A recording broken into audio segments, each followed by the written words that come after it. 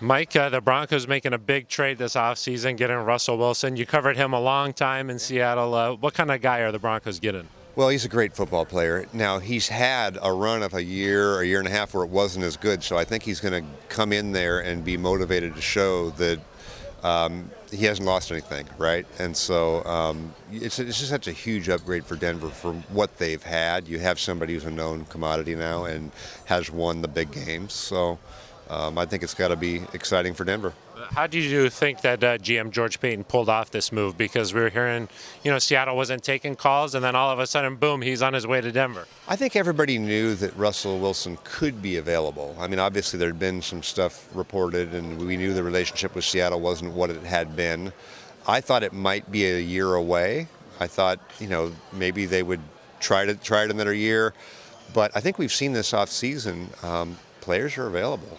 I mean, we've seen a lot of really good established players change teams, and I think George understood the context of, it's a desperate situation. When are you going to get another chance? If there's an opportunity to move, you've got to do it because the door may close and you'll be the guy without a quarterback. So I think that the urgency on one side, I think Seattle was always willing. What we didn't know was I always felt Seattle needed to get a quarterback back. And I think most people from the outside said, well, Denver didn't have one to give because people didn't think that Drew Lock was a good prospect still. But it doesn't matter what we think. John Schneider, the GM of the Seahawks, actually likes Drew Lock. So that's really what made the deal happen now, was that they were willing to give Drew Lock a chance when people on the outside had already given up. Well, I know Broncos fans are wishing Drew Lock well in Seattle. What does this do for the Broncos, though, getting a guy like Russ, a 9-time Pro Bowler? Do you think that are they going to make a run here at things, or what do you think? Well, they're definitely going to be better. I think it raises expectations. That's the interesting thing, because when you've been in that division, look, it's hard. It's hard. Aaron Rodgers has won one Super Bowl.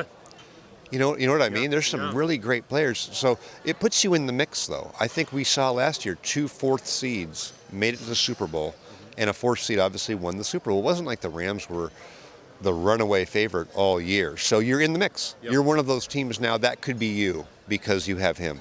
And the last one for you, Mike. I know that you do your quarterback tiers.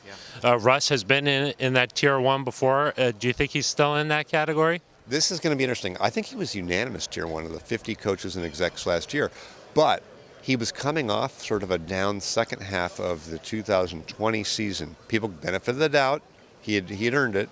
But now, after a year of being injured, I bet you he'll get some more tier 2 votes, but I don't know. Will he stay in tier 1? I think that's a mystery this offseason. Mike, really appreciate your time. Thank you so much. Thank you.